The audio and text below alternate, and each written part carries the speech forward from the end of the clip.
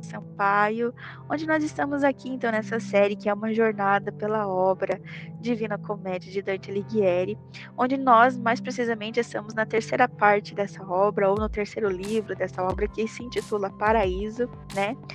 E onde aqui eu trago realmente cada canto com todo o seu simbolismo, o seu significado, tudo aquilo que está escondido nas entrelinhas e que eu venho aqui revelar e te dar toda a chave de leitura para que você possa compreender melhor cada canto e a história, o contexto em geral da obra, mas também retirar valiosos conhecimentos, aprendizados, né, valiosas riquezas dessa obra tão maravilhosa, magnífica de Dante Alighieri, e também entender melhor, de forma mais próxima daquilo que Dante queria expressar em cada canto, porque o que eu trago aqui realmente são dados de estudiosos, de pesquisadores da obra de Dante, né? Então, é realmente uma obra muito rica, só que realmente é uma obra mais complexa, onde a gente precisa realmente aprofundar para que a gente possa extrair verdadeiramente daquilo que Dante queria expressar e entender melhor cada canto. Vocês estão percebendo que eu estou trazendo os vídeos aqui num novo formato, né? Mais em áudio, né? Como se fosse um podcast ou um videocast. Então, como eu sempre disse para vocês, desde o começo de todo esse trabalho, eu sempre tive muito problema por causa da baixa qualidade dos meus equipamentos. E depois eu estava grávida, eu tenho um bebezinho pequeno e tudo mais. E essa terceira parte, ou esse terceiro livro, que é o Paraíso, ele é bem complexo, é o mais complexo de todos. Então, necessita-se também de bastante estudo. Como eu tinha prometido, e promessa é dívida, e para não deixar vocês sem conteúdo, né, já que eu prometi, então estou cumprindo minha promessa, estou aqui trazendo todo o fruto dos meus estudos sobre essa parte. Espero que vocês gostem, mas eu estou trazendo nesse novo formato por causa da minha condição. E também esse formato é uma forma de talvez trazer para vocês uma coisa com mais qualidade, né? E para que eu também realmente consiga fazer o conteúdo e para que vocês não fiquem sem. Então eu espero que vocês aceitem, que vocês gostem, né? Dessa nova forma que eu vou trazer os vídeos aqui, mas através de áudio, né? E conforme for melhorando meus equipamentos, conforme for melhorando aqui o tempo das minhas rotinas, pode ter certeza que eu voltarei com os vídeos, tá bom? Mas por enquanto esse é o formato que eu achei e melhor e mais fácil de estar conseguindo trazer o conteúdo para vocês aqui, tá bom? E eu sei que é um conteúdo que vocês gostam, que vocês querem. Então, aqui estou nesse novo formato. Espero que vocês gostem, tá bom? Então, como sempre, trago todo o simbolismo, o significado de cada canto, segundo os estudiosos da obra, e a breve introdução, que é como se fosse uma contextualização do canto, né? Então, nós estamos hoje no canto 5 do Paraíso. Lembra que lá no finalzinho do canto 4, diante das dúvidas e dos esclarecimentos de Dante, Dante dá um sinal que está começando a entender melhor como que funciona tudo. E aí Beatriz olha para ele com um olhar cheio de amor que quase mata o coitado, né? Então pense, uma alma santa, né, que resplandece beleza e luz, olhar para você com um olhar cheio de amor, além de que a Beatriz é a mulher amada de Dante, né? Então ele quase morre. E aqui o canto 5 então é a continuação desse momento onde ela olha para ele com os olhos cheios de amor, assim, como que admirada, sabe? Então ele fica bem sem jeito e assim começa o canto 5. Lembrando aqui que eu queria partilhar com vocês antes de começar esse canto. Você lembra que nos cantos anteriores, a Beatriz que na verdade é Dante explicando tudo, né? Porque é o próprio Dante que escreve. A Beatriz estava explicando para Dante que o céu, ele está estruturado dessa forma em níveis, em ordem, mas para que ele entendesse como que funciona o céu e a justiça do céu. Mas que na verdade não é assim. Trazendo também aqui para a realidade, isso aqui é uma ficção. Foi o Dante que criou, diante de toda a base de conhecimento dele, mas de uma forma ficciosa, imaginativa, né? Então, a forma como ele explica da organização, da estruturação do paraíso, a forma como ele estrutura o céu aqui, a Beatriz explica, né, nesse sentido de que o céu não é assim, mas o céu está assim e ele é apresentado dessa forma para que ele, que ainda está ligado aos sentidos, porque o Dante, porque ele é que ainda está ligado aos sentidos carnais, Dante não morreu. Dante não é apenas espiritual. Dante não é apenas alma andando aqui nessa jornada. Ele é corpo também, então ele está ligado no sentido dele. Então, para que ele possa ver, compreender, entender aquilo que ele precisa ver, compreender, entender, já que ele está ligado ainda aos seus sentidos carnais, então, de uma forma estruturada, organizada aqui, de uma forma digamos assim, mais simples, mais lógica, para que a razão dele também possa compreender, é que o céu está estruturado dessa forma. Então ela mesma fala, ó, o céu está dessa forma disposto para você ver e entender, porque você ainda está ligado aos seus sentidos, né? Mas no sentido espiritual, quando você for só alma, você vai ver coisa que você não viu, você vai ver o céu de uma outra forma, você vai compreender de uma outra forma, porque você então será totalmente espiritual, porque realmente o mundo espiritual é um mistério. Só que só quem é espiritual para compreendê-lo.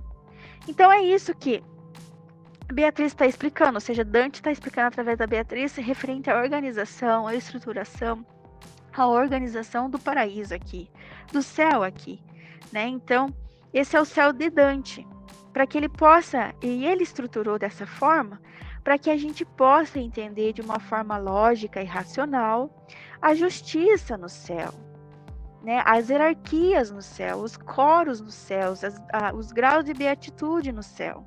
Não que verdadeiramente seja isso. Então, é uma forma ficciosa e imaginativa que alimenta nosso imaginário, mas que por trás, claro, né, foi Dante que criou tudo isso, só que por trás a gente pode entender da seguinte forma: é uma forma de Dante explicar o inexplicável.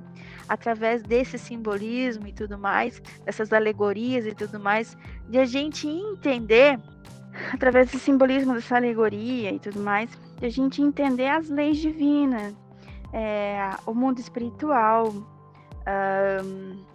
a lei eterna, a justiça do céu, né? E tudo que é conhecimento teológico que Dante tem e que vem por base ali, né, da patrística, né, dos pais ali da igreja, que é Santo Tomás de Aquino, Santo Agostinho e tudo mais. Ok? Então era isso que eu queria explicar aqui, já foi 10 minutos explicando isso. Mas é isso, tá bom, pessoal? Desculpe por estar longo esse vídeo aqui. Então vamos lá para a introdução do canto. A introdução do canto começa assim, canto 5. Continuando no discurso do canto anterior, Beatriz explica a Dante que o voto é um pacto entre o homem e Deus.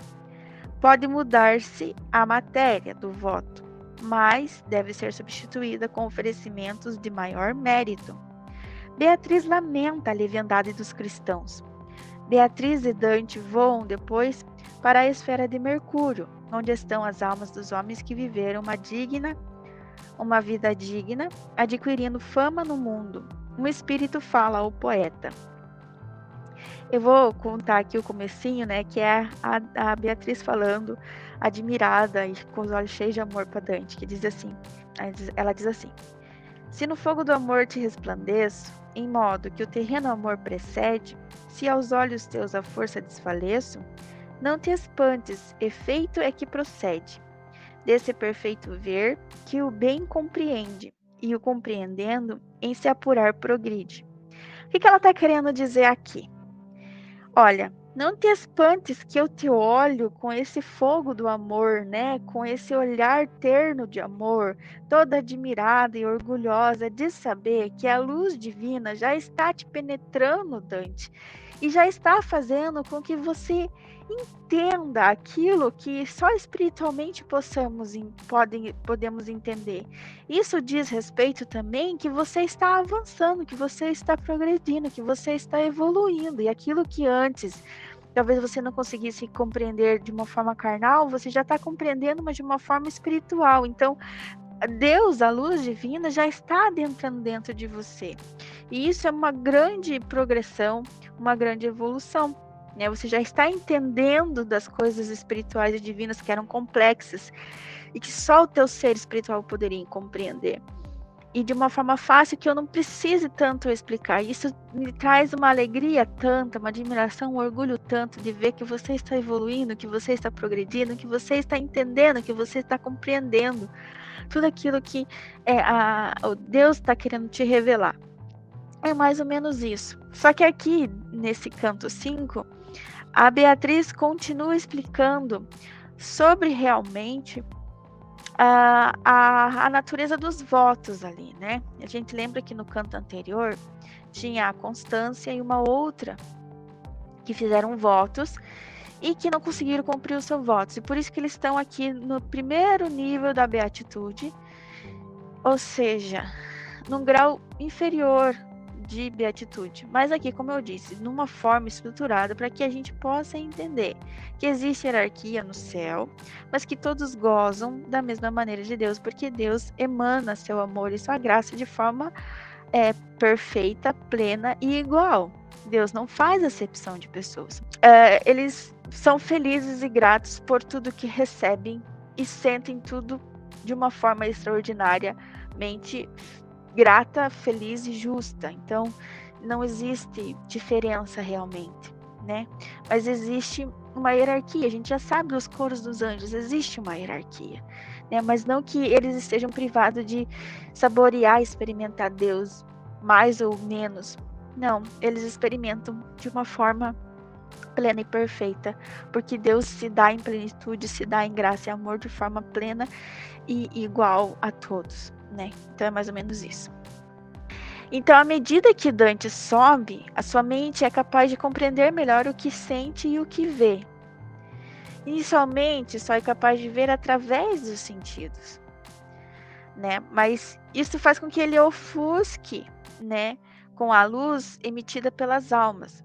Aos poucos, então, ele vai passando a ter a capacidade de usar a mente para aprender e compreender o que é apresentado. E o objetivo final é a capacidade de compreender tudo ali através do amor. Então, por isso que a Beatriz está tão feliz de perceber isso em Dante, que ele está evoluindo nesse sentido, ok? Então, eles estão na Lua. O próximo nível, o próximo planeta que eles vão atingir é Mercúrio, né? E quando eles chegam lá, ele vê almas muito iluminadas. E quanto mais as almas sentem amor, ou gratidão, ou felicidade, elas brilham, elas piscam, né? E conforme a alma que conversa com Dante, ela se destaca porque ela irradia um brilho maior de luz.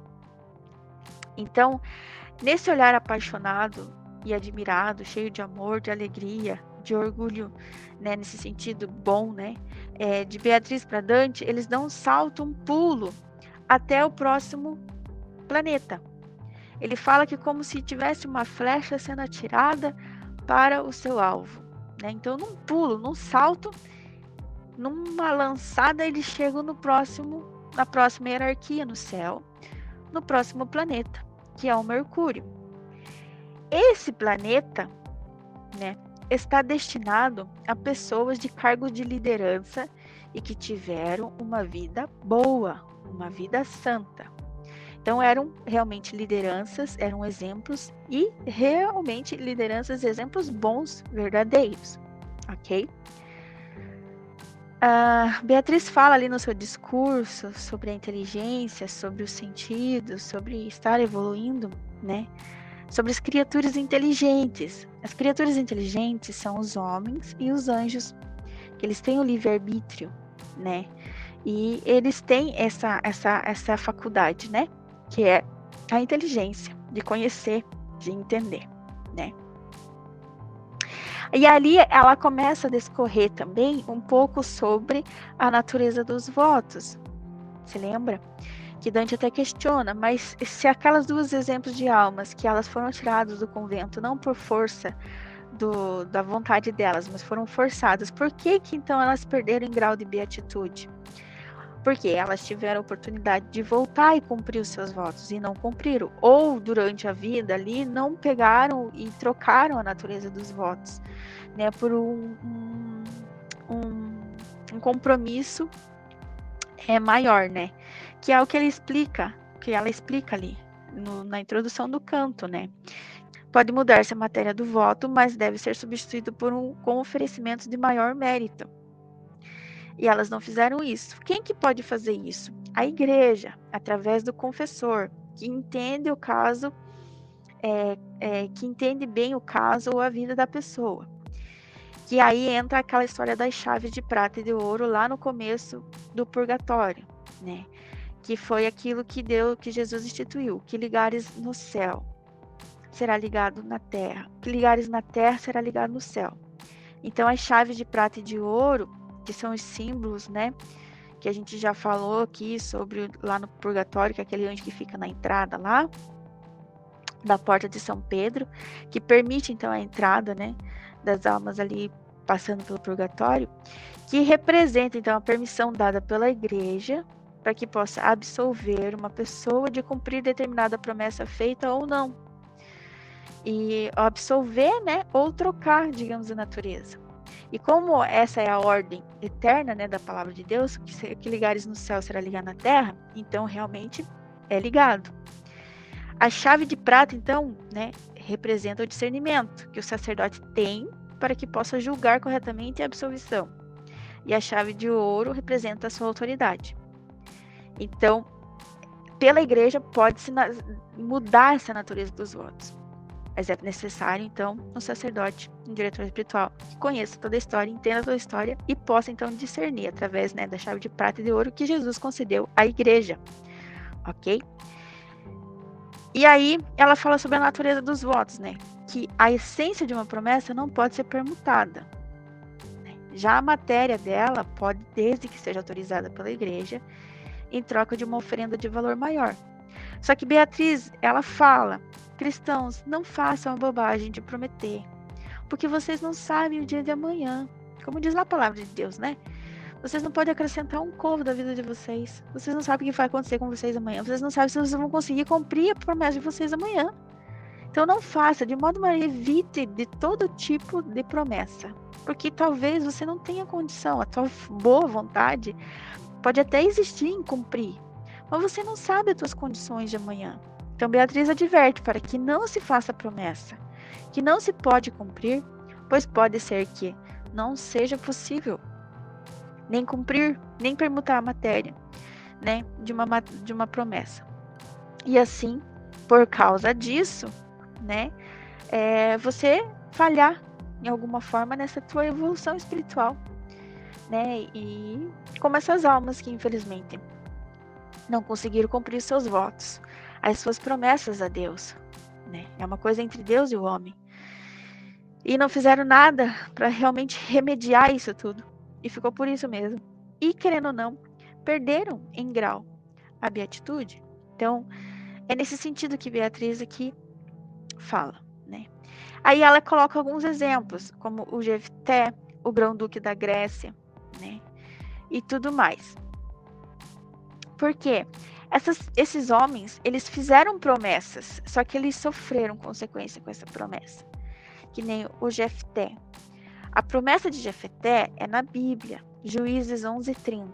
Ele diz assim que sacrificaria a primeira criatura viva que saísse pelas portas de sua casa quando voltasse para casa ser vitorioso.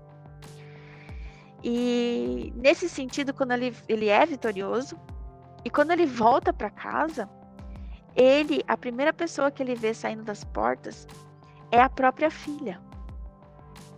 E ele acaba matando a sua própria filha para cumprir então a promessa. Então, por isso que Beatriz fala, como exemplo de uma promessa que não deveria ter sido cumprida.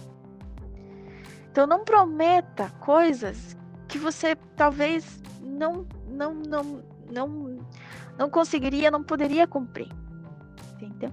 Então, ao retornar, a primeira criatura que saiu pela porta foi a sua filha única, que correu de encontro ao pai, né? Com música e dança e tudo mais, com felicidade, que sentia quando o pai retornava, e ele teve que sacrificar a própria filha. para cumprir uma promessa. Então, nesse exemplo triste, a Beatriz aqui chama a atenção de Dante. Não façam promessas que você não vão cumprir. E o ser humano, diante de Deus, diante do emocional abalado, diante das coisas emocionais, a gente faz cada coisa, né? E a gente não sabe da consequência disso depois. Então, é um perigo. Assim como não prometer em nome de Deus, né? Não faça promessa, não use o nome de Deus em vão, não faça promessa, né? Em nome de Deus. A gente não sabe se a gente vai cumprir, né? Não jure em nome de Deus também, não dá. A gente não sabe, a gente não tem o controle, né? Nesse sentido das coisas. Então, esse é o conselho de Beatriz. E aí ela dá o exemplo também do grão-duque da Grécia, que é Agamenon, que ofereceu a mulher mais bela do seu reino em sacrifício a Diana, né? Isso daí já no conto mitológico. E para conseguir ventos favoráveis da expedição contra Troia. Aqui tem a história da Guerra de Troia, né? A famosa Guerra de Troia. Então, resultou que a mulher mais bela, quando ele foi pagar essa promessa, né? Resultou que a mulher mais bela era sua filha Ifigênia. A mulher mais bela do reino era sua filha Ifigênia, que tinha crescido. Então, ele teve que sacrificar a própria filha também. Aqui existe uma alegoria do Mercúrio e das luzes, né? Dessas almas que se iluminam e brilham à medida que vão conversando com Dante e sentem ali alegria e gozo nesse sentido. Então, qual que é a alegoria? Mercúrio, ele é o planeta onde Dante encontra esses milhares de almas luzentes que na Terra assumiram posições de liderança. É difícil ver Mercúrio, pois, a não ser que sua órbita seja favorável à observação, é frequentemente ofuscado pela luz do Sol. E, alegoricamente, pode ser considerada apropriada às almas esse contexto de que Mercúrio é difícil de ser enxergado porque ele frequentemente é ofuscado pela luz do Sol. Então, essa alegoria do Mercúrio aqui, dessas almas, que apesar de brilharem, né, nesse sentido, eles brilham a glória de Deus. Então, eles congregaram, foram líderes, foram pessoas boas, com vidas boas, exemplares aqui nessa terra, nesse planeta. Mas diante da glória de Deus, a sua própria glória é invisível. Então, existe essa alegoria. E eles falam mais ou menos isso no canto. Eles diziam assim, ó, todas as coisas estão submetidas a uma ordem visível através de sua forma. Esta ordem revela a semelhança entre o universo e Deus. Assim, as criaturas mais elevadas refletem as formas dos valores eternos, que é o fim para o qual foram criadas. E nessa ordem, todas as coisas no final voltam sempre às suas origens. É isso que faz o fogo acender a lua. É o que move os corações humanos. É o que une as partes e faz a Terra ser uma só. Isso explica porque estamos retornando à mais alta esfera, que é a nossa casa. É verdade que às vezes a forma não se molda à real intenção da arte quando ao ser chamada a matéria é surda. Por isso a criatura de Deus, embora destinada a voltar para sua origem, pode ter o poder, pode escolher outro destino, que é o livre-arbítrio. Assim como o fogo pode ser visto caindo da nuvem, também é impulso soberano do homem poder voltar à terra por falso prazer. Ou seja, as ilusões dos sentidos fazer focar no prazer da terra. Não deves te admirar, portanto, não deves admirar, portanto, de estar subindo mais que te admirarias ao ver a água fluir do alto da montanha até a planície. Estranho seria se tu, livre, tivesses permanecido lá embaixo. Seria tão inacreditável quando ver uma chama na terra permanecer imóvel. Então é nesse sentido. Assim como Mercúrio, ele fica ofuscado pela luz do sol, as almas, por mais perfeitas e belas, elas nada mais do que refletem a glória de Deus nela, o bem de Deus, a graça de Deus nela, porque, como diz Paulo, eu não sou capaz de nenhum bem, todo bem que existe em mim é Deus em mim, agindo em mim, fazendo em mim. Então, quando a gente olha para elas, parece que a luz é delas, mas não, a luz delas é a reflexão, é o reflexo da luz de Deus nelas. E quando a gente olha verdadeiramente, a gente se ofusca delas e vê só a luz de Deus, assim como o Mercúrio. A gente tenta olhar para Mercúrio, mas o que a gente vê é a luz do Sol. E a gente não consegue ver Mercúrio, mas a luz do Sol. E Mercúrio é ofuscado pela luz. Então essas almas, apesar de brilhantes e santas, reluzentes, por toda a boa obra que fizeram, diante de Deus, elas são ofuscadas. E o brilho, a gente percebe que nada mais é do que o reflexo de Deus nelas. Então, é essa alegoria do Mercúrio, né, ofuscado pelo Sol, e dessas almas ofuscadas ou resplandecendo a luz de Deus. Então, isso é bem interessante aqui. Então, esse foi o canto 5, com todo o seu simbolismo, significado, alegoria e tudo mais. Espero que vocês tenham gostado. E essa é a visão de Dante referente a essa novo nível, essa nova hierarquia aqui de beatitude, que é o Mercúrio. É claro que nos próximos cantos a gente vai conversar com essas almas, a gente vai ver algumas histórias e tudo mais, que é bem interessante e serve como exemplo pra gente. Então fica comigo aqui, né, nesses vídeos. E se você gostou, se te ajudou de alguma forma esse conteúdo, que você possa curtir, comentar e compartilhar. Me ajuda, me dá essa força aqui para o meu canal. Você vai estar dizendo para a plataforma que meus vídeos são importantes e relevantes. Ele vai oferecer para mais pessoas. E também você me ajuda a monetizar o canal, que também é uma ajuda aqui para que eu possa realmente investir em conteúdos aqui. Essa forma de áudio, eu acho que também é uma forma boa para que a gente foque realmente no conteúdo, né? E espero que vocês estejam gostando, tá bom? Como eu prometi, estou trazendo aqui o conteúdo, nesse que é o conteúdo mais complexo de toda a obra, eu acho, mas que você possa tirar valiosas lições, assim como eu, dessa obra maravilhosa e magnífica que me surpreende a cada dia, a cada passo que eu pego do livro. Todas as vezes que eu pego desse livro, eu aprendo uma coisa nova, ou eu medito alguma coisa nova, ou eu percebo alguma coisa nova que eu não tinha percebido antes. E essa é a maravilha de Dante, esse grande poeta, esse grande escritor de todos os tempos, tá bom? Deus abençoe você, sucesso e até o próximo vídeo, se Deus quiser. Beijo